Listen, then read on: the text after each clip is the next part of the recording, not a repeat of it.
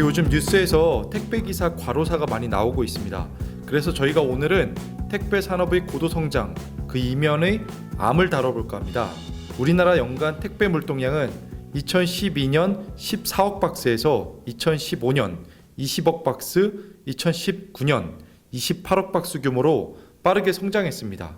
2019년과 비교해 올해 상반기 택배 물동량은 20% 가까이 늘었고 전체 택배 매출액 역시 21%가량 증가했습니다. 국민들이 택배를 이용하는 횟수도 늘었습니다. 국민 1인당 택배 이용 횟수는 2000년 연간 2.4회에서 2010년 25회, 2017년 44.8회, 2019년 53.8회로 매년 증가하고 있습니다. 경제활동 인구 1인당 이용 횟수는 2019년 기준 99.3회로 더 높고요. 하지만 물량이 늘어난 대신 택배비는 매년 감소해 왔습니다. 택배 평균 단가는 2012년 2,500원대에서 2014년 2,400원대, 2016년에는 2,300원대까지 감소했습니다. 2018년에는 2,229원, 그리고 지난해 2,269원으로 소폭 증가하긴 했지만 물가 상승률을 생각하면 택배비가 매년 하락하는 게 선뜻 잘 이해가 안 됩니다. 그런데 2269원은 말 그대로 평균 단가 아닌가요?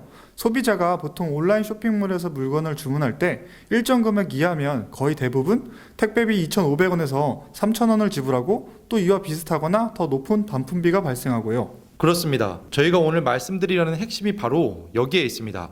국내 통신 판매업 신고 현황을 보면 2014년 12만 명 규모에서 2016년 44만 명, 2018년 85만 명, 그리고 올해 5월 기준 142만 명까지 늘었습니다. 이렇게 많은 온라인 판매자가 새롭게 시장에 진입했는데 왜 소비자가 지불하는 택배비는 한결같이 2,500원 또는 3,000원으로 동일하게 책정돼 있을까요? 생각하지 못했던 부분인데 정말 그렇네요. 지금 여러 쇼핑몰을 접속해 확인을 해봤는데 대부분 택배비가 약속이나 한 것처럼 2,500원 또는 3,000원입니다. 그러니까요. 사실 온라인에서 물건을 판매하는 쇼핑몰은 각각 택배 기업과 계약을 맺습니다. 고객의 주문이 많은, 택배 발송량이 많은 곳은 1,600원에서 2,000원 사이로 계약을 맺게 되는데요. 실제로 글로벌 전자상거래 플랫폼 카페24가 운영하는 창업센터에 입주하는 온라인 쇼핑몰은 물량이 없더라도 누구나 2,000원 미만으로 택배 계약을 맺을 수 있습니다. 작은 규모의 쇼핑몰 업체 여러 곳이 모여 대량의 택배 물량을 만들어내기 때문에 택배 기업과 카페24, 쇼핑몰 모두 상호 윈윈하는 구조입니다. 그런데 앞서 말한 것처럼 쇼핑몰은 소비자에게 2,500원의 택배비와 별도의 반품비를 받습니다. 택배 계약은 1,800원에 했는데 나머지 700원은 누가 이익을 갖게 될까요? 상품을 판매하는 마진에 더해 택배비에 추가적인 이득을 취하고 있는 셈입니다. 택배를 하나 발송할 때마다 700원씩 이익이 생기면 하루에 100개의 물건을 발송한다고 가정할 경우 7만 원의 이익을 취하게 됩니다. 그러니까 택배 기업과 쇼핑몰이 실제로 맺은 계약은 1,800원인데 쇼핑몰 운영사는 고객들에게 택배비를 2,500원으로 안내를 하는 거네요. 만약 표준 계약이나 법률 등에 근거해 이러한 중간 마진을 취하는 방식이 규제가 된다면 택배기사의 근무 환경이나 처우, 과로사가 좀 줄어들 것 같은데요?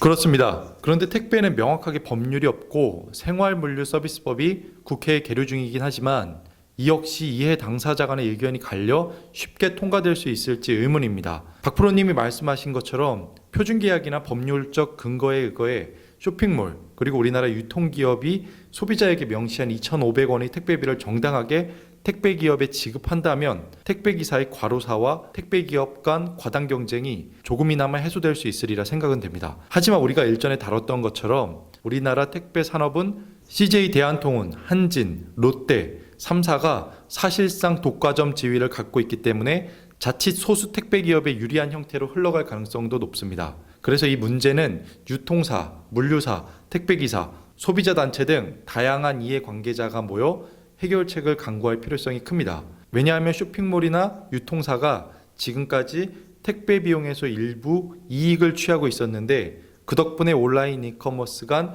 과열 경쟁이 가능했고 그로 인해 소비자가 저렴한 가격으로 손쉽게 상품을 구매하는 편익을 누리고 있었던 셈입니다. 그러니까 쇼핑몰이나 유통기업이 택배 비용에서 일정 부분 이익을 취하며 온라인 상품 판매 적자를 일부 상쇄하고 있었다고 봐도 될 것 같습니다. 그 덕분에 소비자는 온라인을 통해 상당한 편익을 누리고 있었던 거고요. 조금 더 과하게 말하면 택배기사의 희생으로 우리들이 조금 더 편안한 삶을 누리고 있었다고 봐도 무방할 것 같네요. 저도 그렇다고 봅니다. 택배기사의 수익이 어떤 형태로 발생하는지 조금 더 많은 분들이 아시게 된다면 택배기사 처우 개선의 필요성에 공감하시리라 생각합니다. 또한 다음 편에서는 쿠팡의 비즈니스 모델은 기존의 온라인 사업자와 어떻게 다르며 차별화되어 있는지, 그에 따른 경쟁력은 무엇이며, 또 최근에 네이버와 CJ 대한통운이 풀필먼트를 비롯해 왜 다양한 형태의 협업을 강화하는지, 나머지 문제도 함께 이야기 나눠보도록 하겠습니다.